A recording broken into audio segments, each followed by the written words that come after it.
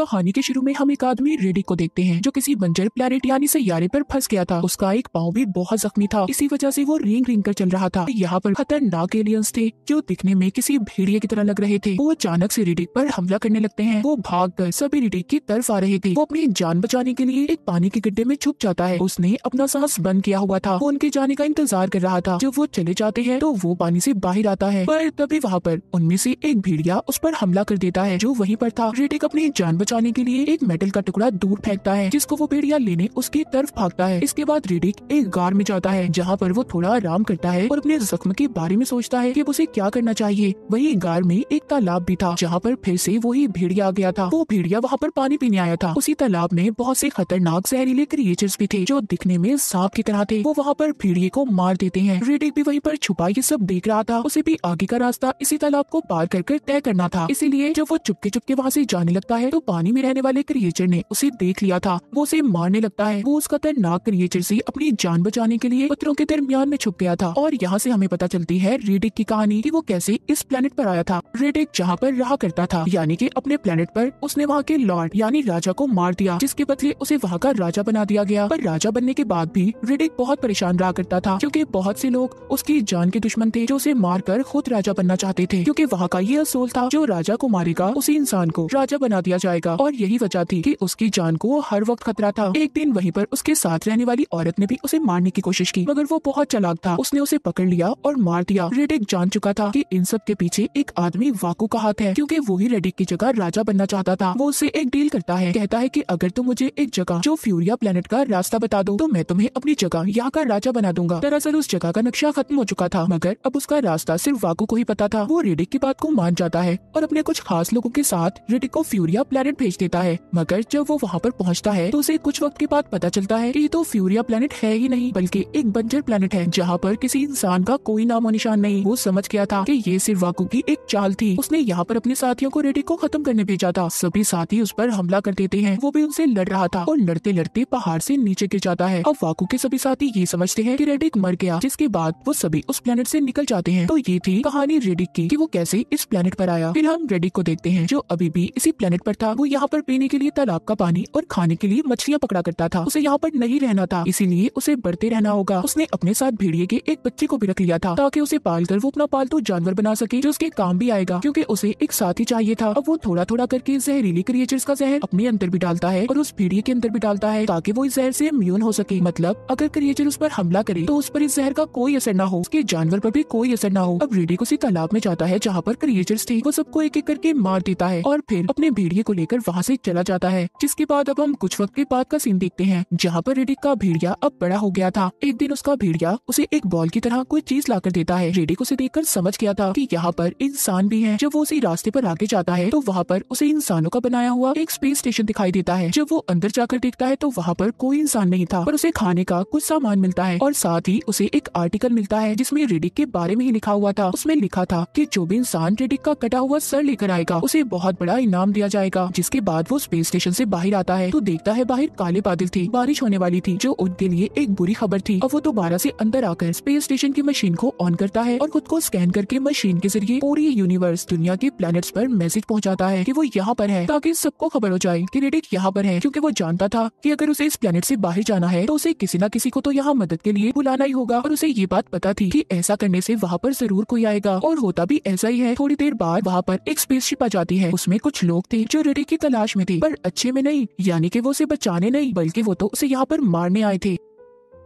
वहाँ पर आते ही उस स्पेसशिप का लीडर अपने शिप को बंद करके उसके चलने वाले पावर नोड्स को निकालकर एक तिजोरी में रख देता है और उस पर अपने साथियों से नजर रखने का कहता है। वो सभी ये बात जानते थे कि रेडिक बहुत चालाक है। अगर उसके हाथ ये नोट्स लग गए तो वो यहाँ से स्पेसशिप को लेकर भाग जाएगा और इसी नोट्स की वजह से स्पेसशिप भी चलता है, इसलिए उन्होंने उसे छुपा दिया था। जब ये स्पेस स्टेशन पर आते हैं तो वहाँ पर लीडर का खास आदमी लिखा एक नोट पढ़ता है जिसमें लिखा था कि अगर अपनी जान को बचाना चाहते हो तो एक शिप को छोड़ो और यहाँ से चले जाओ। उधर दूसरी तरफ इनके लीडर ने शिप में ही एक लड़की को कैद किया हुआ था। यहाँ पर लीडर अपने साथियों से कहता है कि लड़की को आजाद कर दो। जब वो उस लड़की को आजाद करते हैं तो वो लड़की वहाँ से भागने लगती है। तभी लीडर उस लड़की को पीछे से गोली मार के उसे मार देता है। ये सब कुछ रेडिक पे छुपा हुआ देख रहा था। लीडर चिल्ला कर कहता है कि रेडिक, मैं जानता हूँ तुम मुझे छुप कर देख रहे हो, तुम्हें मेरे सामने आना ही होगा और मैं तुम्हारा सर लिए बगैर यहाँ से खाली हाथ तो हरगिज़ नहीं जाऊंगा। लीडर की बातें उसके साथी सुनकर कहते हैं कि हमारा लीडर ठीक नहीं कर रहा, क्योंकि वो जानते थे कि रेडिक कितना चालाक और खतरनाक है। वो इसीलिए उससे लड़ना नहीं चाहते थे, पर उन्हें अपने लीडर के लिए ये सब करना ही था। अब वो उस स्पेस स्टेशन के पास बड़े बड़े कैमरास को भी लगा देते हैं, जिससे उन्हें रेडिक का पता चल जाएगा। पर कुछ ही देर बाद उन्हें पता चलता है कि यहाँ पर एक और स्पेसशिप आ रही है। अब यहाँ पर लीडर ये नहीं चाहता था कि इस जगह पर और लोग आए, क्योंकि वो अकेला ही रेडिक को मारना चाहता था। उसका इनाम वो खुद लेना चाहता था। और यहाँ पर हमें पता चलता है कि लीडर को किसी और ने नहीं बल्कि वाकू ने भेजा था, जो रेडिक के पीछे पड़ा हुआ था। पर ऐसा कुछ नहीं होता। वो शिप भी लैंड कर जाती है और स्पेस स्टेशन के पास ही आकर रुकती है। उस स्पेसशिप के लीडर का नाम जॉन्स था। उसके साथ एक लड़की भी थी जो उसकी साथी थी। जॉन्स लीडर से कहता है कि मैं तुम्हारे काम में नहीं आऊंगा, तुमने जो करना है वो करो, पर हमें भी यहाँ पर अपना काम करने दो। लीडर इतनी आसानी से कहाँ मानने वाला था। वो तो खुद गर्ज और लालची इंसान था। वो जॉन्स की स्पेसशिप के नोट्स को भी अपनी तिजोरी में रखवा लेता है ताकि वो इनके साथ कोई चालाकी न कर सके। और उसके बाद ही वो जॉन्स को यहाँ पर रहने की इजाजत देता है। लीडर अपनी तिजोरी की चाबी हर वक्त अपने गले में डाल कर रखता था। उसी रात कैमरा भी खराब हो गया था जो लीडर ने लगाया था। उसे वहाँ पर रेडिक और उसके भेड़िए ने ही खराब किया था। लीडर अपने साथियों के साथ कैमरे को चेक करने जाता है, पर जॉन्स उसे रोक रहा था। कहता है देखो तुम वहाँ पर मत जाओ, हो सकता है ये सारी चाल रेडिक की हो, उसने वहाँ पर जाल बिछाया होगा। पर लीडर जॉन्स की बात को नहीं मानता और चला जाता है। वहाँ पर जाते ही लीडर का एक साथी जाल में फंसकर मर जाता है और दूसरा साथी भी। तभी लीडर देखता है कि उसके तीसरे साथी को भी रेडिक खींचकर अंधेरे में ले जा रहा था। ये सब देखकर लीडर काफी परेशान हो गया था। उधर जॉन्स को भी ये सब पता था, लेकिन जैसे उसने लीडर से वादा किया था कि वो उसके काम में नहीं आएगा, वो ऐसा ही कर रहा था। मगर अब लीडर खुद जॉन्स के पास आता है और मदद मांगता है, पर आकर वो उसके साथी के साथ बदतमीजी भी करता है, जिसके बदले में उसके साथी लीडर को एक मुक्का मारती है। जॉन्स कहता है ठीक है, मैं तुम्हारी मदद करने के लिए तैयार हूँ, पर तुम्हें सिर्फ एक दिन के लिए मुझे रेडिक को देना होगा, फिर चाहे तुम उसके साथ जो मर्जी करना। इससे ये बात तो साफ थी कि जॉन्स का एक अलग ही मकसद था, रेडिक को पकड़ने का। इसके बाद अब जॉन सबसे पहले रेडिक के भेड़िए पर शूट करके एक ट्रैकिंग डिवाइस लगा देता है, क्योंकि ये जानते थे कि वो भेड़िया रेडिक के पास ही जाएगा। अब ये उसका पीछा करते रेडिक तक पहुंच जाते हैं, जो एक गार में था। वहाँ पर ये देखते हैं कि उसने लीडर के आदमी की लाश को लटकाया हुआ था। वो सिर्फ इनका ध्यान भटकाना चाहता था और ये बात जॉन्स को भी समझ आ गई थी। ये लोग तो यहाँ पर थे, तो रेडिक उधर स्पेस स्टेशन पर पहुंच गया था। अब ये जल्दी से उधर जाते हैं, पर वहाँ पर भी इन्हें रेडिक नहीं मिलता। वो समझ रही थी कि जिस तिजोरी में इन्होंने पावर नोट्स को रखा है वो उसने चुरा लिए होंगे, पर लीडर ये बात मानने के लिए तैयार ही नहीं था। वो कहता है कि सारा वक्त चाबी मेरे गले में थी, तो ऐसा कैसे हो सकता है। अब ये डरते डरते तिजोरी को खोलकर चेक करता है, पर साथ ही साथ इन्हें ये भी लग रहा था कि शायद उसमें रेडिक बॉम्ब छोड़ कर गया हो। मगर जब लीडर तिजोरी को खोलता है तो उसमें सभी पावर नोट्स थे, लेकिन इस बार ये उसे खुला ही छोड़ जाते हैं और ऊपर से रेडिक आकर उन्हें चुराकर जमीन के नीचे छुपा देता है।